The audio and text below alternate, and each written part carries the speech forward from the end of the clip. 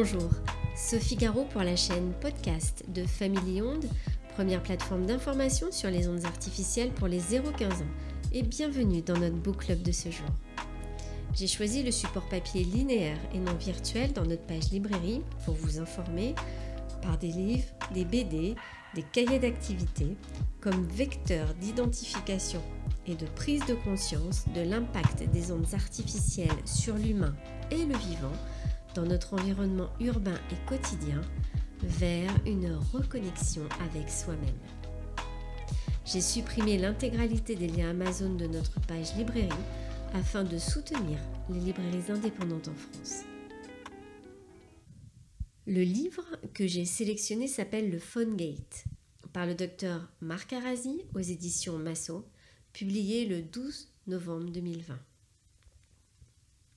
Docteur en médecine et cofondateur du groupe CLV Mediforce, le docteur Marc Arasi est à l'origine en juillet 2016 du scandale de PhoneGate au plan national et international. Il est aussi président, cofondateur de l'ONG Alert PhoneGate.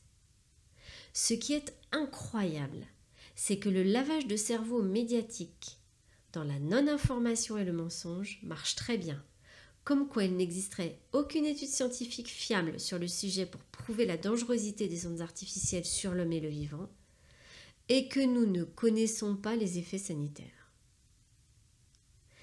Alors que les études et les preuves sont accablantes, elles sont aujourd'hui publiées dans ce livre, et elles sont aussi publiées depuis des dizaines d'années, sans cesse contrecarrées par les industriels. Le docteur Marc Arasi dénonce notre gouvernement totalement irresponsable en lançant la 5G alors qu'aucun rapport de l'ANSES n'est sorti. Imaginons un seul instant que l'industrie du médicament commercialise un médicament, un produit, sans aucun test préalable. Personne n'accepterait de l'avaler. Alors que pour cette technologie sans fil du tout connecté, tout le monde avale la pilule avec grand plaisir, sans aucune suspicion, au nom du faire confiance. Soupçons sur les ondes des téléphones portables, après le Dieselgate, dénonçant des moteurs diesel truqués pour tromper les normes de pollution, le monde découvre un autre scandale menaçant la santé publique, le PhoneGate. Ce dernier nous apprend que presque tous les téléphones mobiles commercialisés à ce jour rayonnent de manière illégale, sous conditions d'utilisation normale. Toutes les informations sont disponibles sur le blog du Dr Arasi et le Environmental Health Trust USA. Ce livre pose deux questions. D'un côté, la question qui est à l'origine du PhoneGate, qui montre qu'une réglementation laxiste a permis de tous nous surexposer en fait et nous leurrer, que ce soit les téléphones portables, les antennes relais et toutes les technologies connectées sans fil. Et de l'autre côté, sur le plan scientifique, il y a les conséquences des ondes artificielles sur l'homme et le vivant. Les gouvernements ont mis des œillères pour traiter de cette question scientifique. Dès qu'il y a une étude qui démontre les risques liés aux ondes artificielles, elle est systématiquement contrecarrée.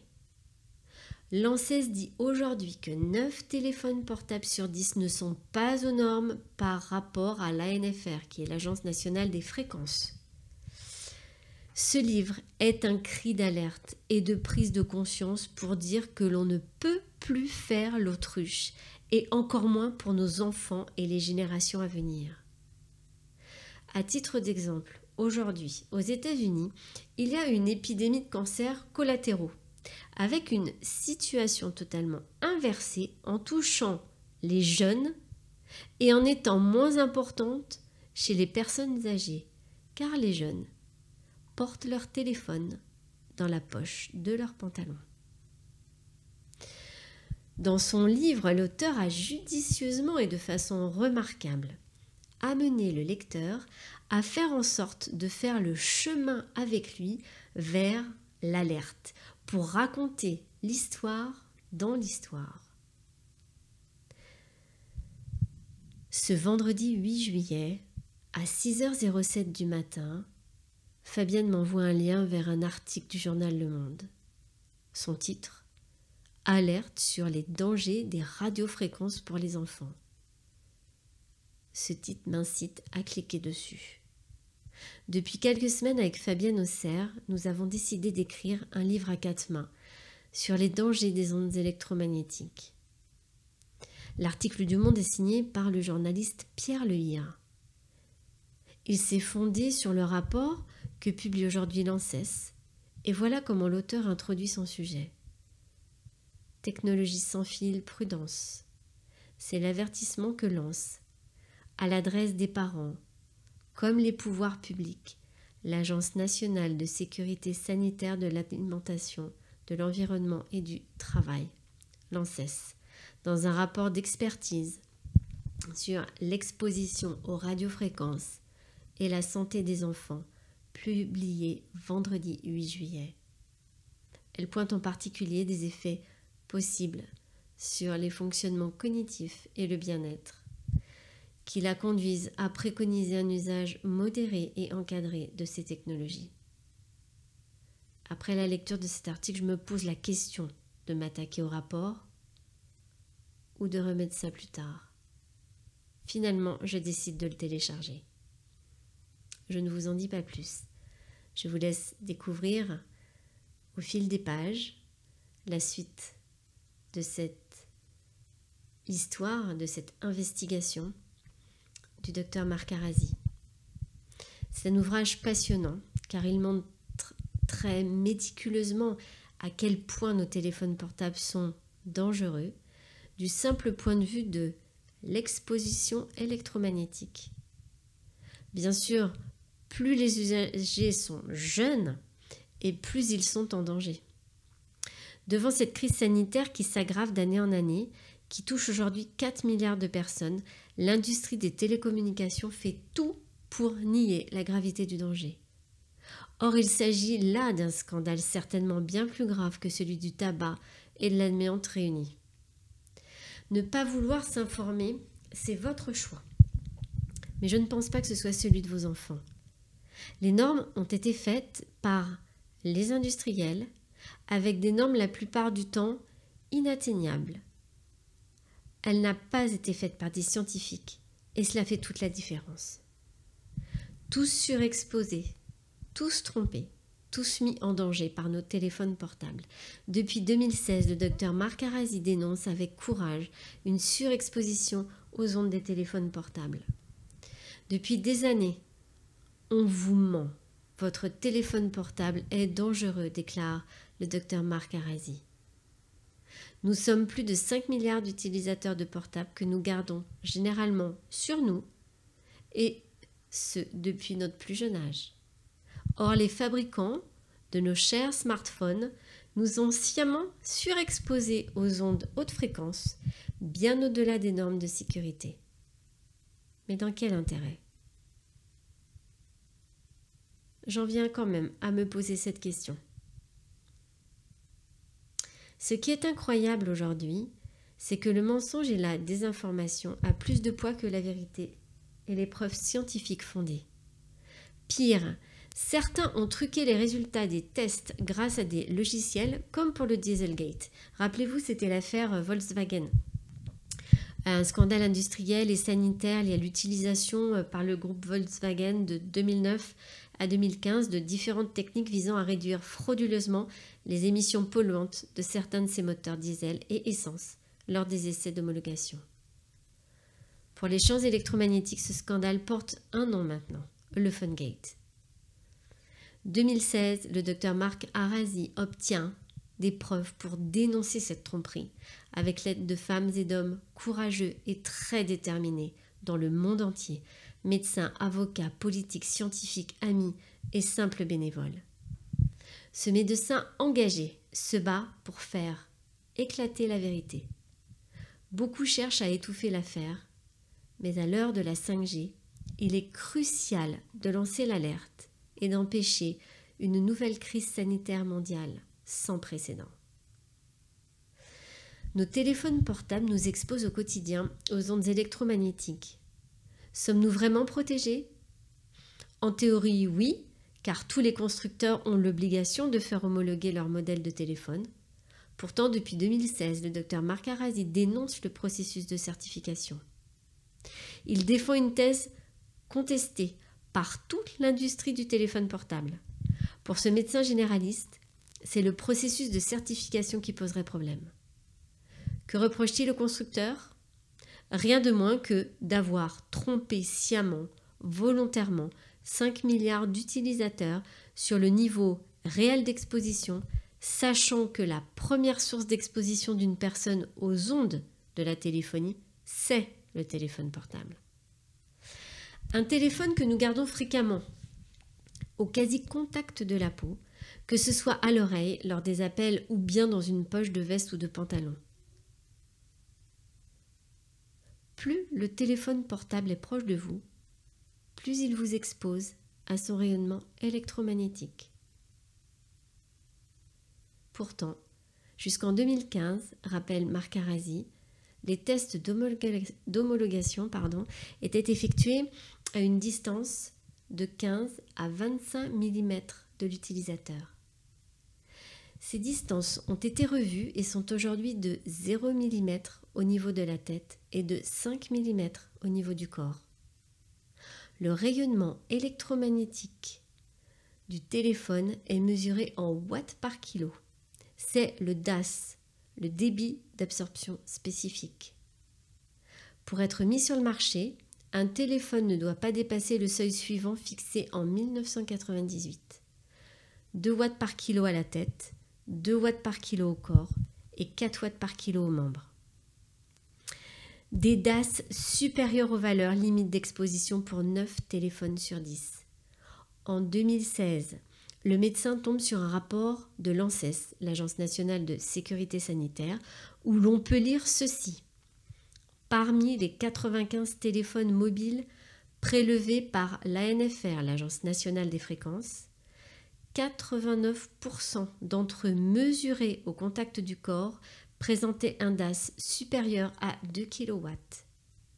Pour 9 téléphones sur 10, des DAS supérieurs aux valeurs limites d'exposition quand ils sont testés au contact du corps, soit dans des conditions courantes d'utilisation. Le docteur Marc Arasi lance alors l'alerte sur ce qu'il appelle un phone gate, une surexposition générale aux ondes des téléphones portables. Mais en 2016, il est très peu entendu. Depuis 2019, la France demande à la Commission européenne de réduire à 0 mm la distance des tests pour le corps, comme c'est déjà le cas au niveau de la tête. Mais à Bruxelles, la question n'est toujours pas à l'ordre du jour. Plus le portable est proche de vous, plus il vous expose au rayonnement électromagnétique. Le doute n'est plus permis. Stop aux messages pseudo-rassurants des autorités sanitaires et cette stratégie du doute en permanence dictée par les industriels. Protéger les femmes enceintes et les enfants est une priorité, non seulement de l'émission des ondes artificielles, mais aussi des effets cognitifs qui sont liés aux objets connectés sans fil, comme le phénomène écran entre autres. C'est toujours une relation entre exposition durée qui pose problème. Dans ce nouvel âge électromagnétique et cet essor effréné dans la mise à disposition du public de ces nouvelles technologies qui sont un phénomène planétaire, la situation actuelle n'est pas sans rappeler celle que nous avons vécue avec les scandales sanitaires précédents. Mais qu'est-ce qui fait que la confusion et la non-information a-t-elle gagné à ce point les esprits qu'on en vient à négliger les risques liés, même concernant nos enfants et les générations à venir?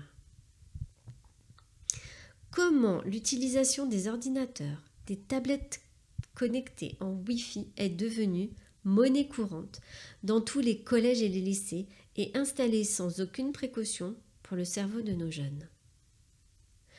Comment nos enfants ont des retards scolaires et des troubles du comportement de plus en plus couramment et que c'est passé dans une sorte de normalité. En niant ou déniant le fait que les champs électromagnétiques que nous créons impactent négativement notre environnement et contribuent à l'accélération de la perte de biodiversité. En niant ou déniant le fait que ces champs électromagnétiques, différents profondément sur le plan physique de ceux existant naturellement et sont la cause possible de nombreuses maladies. En refusant de reconnaître que les champs électromagnétiques sont dangereux pour les enfants et les adolescents, étant chez eux à l'origine de déficits intellectuels et de troubles de la mémoire et du comportement. En mettant les nouvelles technologies sans fil à disposition des adolescents et des adultes sans aucune précaution dans la désinformation la plus totale. En refusant l'addiction liée à ces objets connectés. En refusant de reconnaître que l'électrosensibilité est une affection pathologique à extension pandémique. En refusant de reconnaître que les preuves scientifiques abondent depuis plus de 20 ans en mettant en lumière le rôle causal des champs électromagnétiques dans la genèse de ces méfaits. Et surtout, en ne prenant pas les décisions et les mesures qui s'imposent, les autorités publiques, les politiques et les parents se rendent coupables de négligences graves envers leurs enfants et les peuples en disant qu'il faut vivre avec son temps, qu'il n'existe aucune étude scientifique. Ils sont en fait à l'origine d'un crime contre l'humanité sans précédent. Suite à une ordonnance judiciaire, l'Agence nationale des fréquences, la NFR, vient de révéler que la plupart des téléphones mobiles dépassent les limites de rayonnement autorisées lorsqu'elles sont analysées près du corps humain. Les fabricants ne sont pas obligés de tester les téléphones portés dans des poches de chemise ou de pantalon. Les mesures du gouvernement français réalisées sur des centaines de téléphones mobiles révèlent qu'en 2015, 9 téléphones sur 10 dépassaient le niveau de rayonnement déclaré par le fabricant lorsqu'il était porté à proximité du ou en contact avec le corps. En premier lieu, le gouvernement avait refusé de divulguer les résultats de ces tests jusqu'à l'ordonnance du tribunal. Le 1er juin 2007, la NFR a publié les résultats des tests pour chaque marque et modèle après des mois d'action en justice par le médecin français, le Dr Marc Arasi. Les marques populaires comme Apple, Motorola, Samsung et Nokia faisaient partie des téléphones mobiles testés. Lorsqu'ils étaient testés à proximité du corps, certains téléphones démontraient des résultats aussi élevés que le triple des niveaux de rayonnement alors rapportés par le fabricant. En tant que médecin, je suis profondément préoccupée par ce que cela signifie pour notre santé et surtout pour la santé de nos enfants. Les gens ont le droit de savoir que lorsque les téléphones sont testés de la façon dont les gens utilisent couramment les téléphones, par exemple un contact direct avec le corps, les valeurs dépassent les limites réglementaires actuelles. C'est une première victoire pour la transparence dans ce scandale de l'industrie, a commenté le docteur Marc Arasi. Ricochet dans les manchettes de toute la France, le docteur Marc Arasi et ses collègues ont baptisé cette découverte le Fungate en raison de cette ressemblance avec le Dieselgate.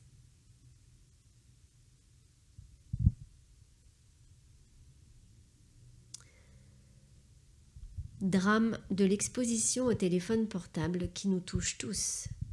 Tout le monde fait l'autruche, au nom de vivre avec son temps, sans même se poser des questions.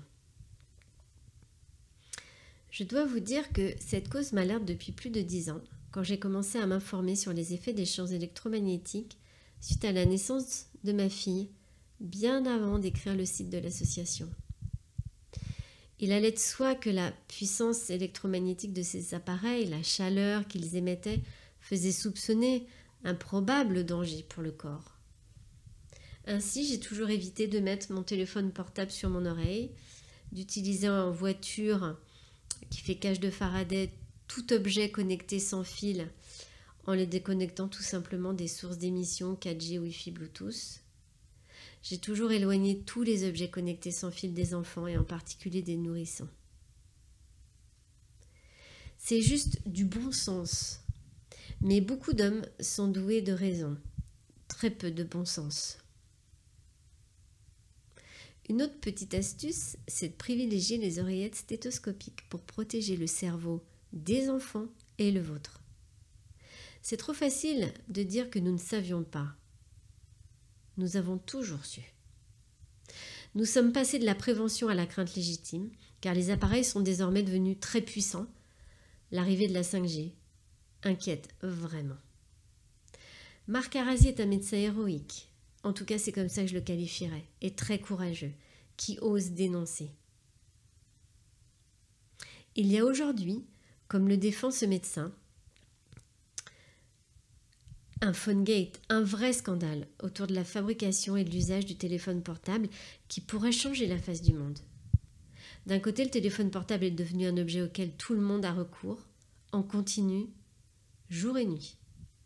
Il capte, il accapare une grande partie de notre attention, il crée une addiction et des effets comportementaux et addictifs sans précédent, spécialement chez les adolescents et les plus jeunes adultes.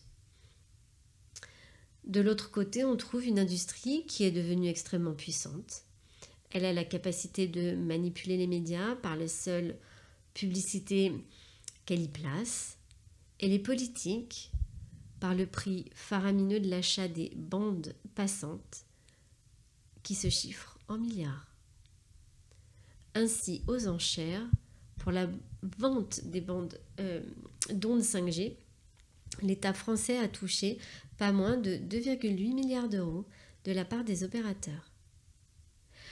Aussi, rappeler des normes sanitaires basiques aux fabricants de téléphones portables, qui représentent la base de cette industrie très lucrative, a été un véritable parcours du combattant dans ce livre et cette investigation. Cet ouvrage montre vraiment à quel point nos téléphones portables sont dangereux, du simple point de vue de l'exposition électromagnétique. Bien sûr, plus les usagers sont jeunes et plus ils sont en danger. Devant cette crise sanitaire qui s'aggrave d'année en année, qui touche aujourd'hui 4 milliards de personnes, l'industrie des télécommunications fait tout pour nier la gravité du danger. Or, il s'agit d'un scandale certainement bien plus grave que celui du tabac et de l'amiante réunis. Les ondes des téléphones mobiles et des objets connectés sans fil représentent un danger indiscutable. Les fabricants de téléphones portables font tout ce qui est en leur pouvoir pour que l'on ignore la dangerosité de leurs appareils. Hélas, dans leurs efforts, ils ont le soutien des pouvoirs publics. L'ANFR, l'organisme officiel qui teste les téléphones en France, a refusé de rendre publiques ses conclusions sur les appareils qui dépassent le débit d'ondes électromagnétiques autorisées, le DAS. Les tests sur le corps sont faits à une distance très éloignée, alors qu'un portable dans une poche ou contre la joue est en contact avec le corps. Cela veut dire que nous sommes soumis à des expositions 10 fois supérieures à celles indiquées, très au-dessus de ce qui est raisonnable pour la santé. Les téléphones sont souvent testés à partir d'appareils donnés par les firmes et non à partir d'appareils achetés en boutique. Il existe des logiciels qui visent à réduire le débit d'onde lors des phases de test. Il est ainsi très loin d'atteindre le niveau maximal dont est capable l'appareil en cas de mauvaise réception du signal réseau par exemple. L'industrie des télécommunications contrôle les médias, soit directement, par exemple avec Xavier Niel, le patron de Free, est l'un des principaux actionnaires du monde, ou indirectement en finançant la publicité. Les industriels ont réussi à créer une dépendance humaine et il est devenu aujourd'hui difficile d'avoir une vie sociale sans recourir à ces appareils et quasiment impossible d'avoir une vie professionnelle. Pourtant, les smartphones causent des dommages réels sur la santé. Les cas de cancer du cerveau les plus agressifs, les glioblastomes, ont plus que quadruplé en France en 30 ans. Des chercheurs de l'Université de Bordeaux ont montré un risque de tumeur cérébrale accru pour les gros utilisateurs.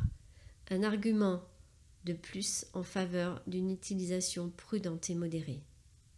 Le risque de gliome, un type de cancer du cerveau particulièrement agressif, serait doublé chez les utilisateurs intensifs de téléphones portables.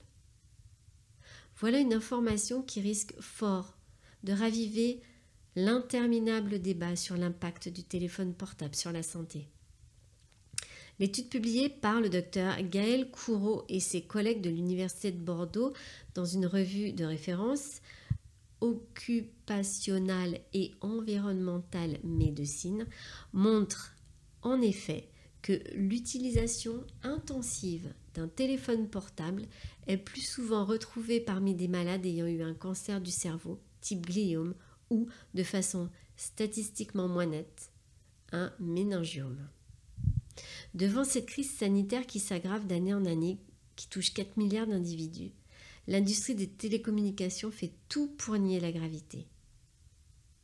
Or, il s'agit là d'un scandale certainement plus grave que celui du tabac et de l'amiante réunis. Je me demande comment avons-nous pu en arriver là aujourd'hui. Merci de votre écoute, j'espère que ce livre vous permettra d'aller plus loin dans vos recherches en termes de connaissances, en mettant de côté vos croyances et vos peurs qui ne sont que personnelles. Si vous voulez me contacter par mail, consultez directement notre site www.familionde.fr. Familionde, agissons ensemble. Sur notre site internet, informez-vous. À très bientôt sur notre chaîne podcast.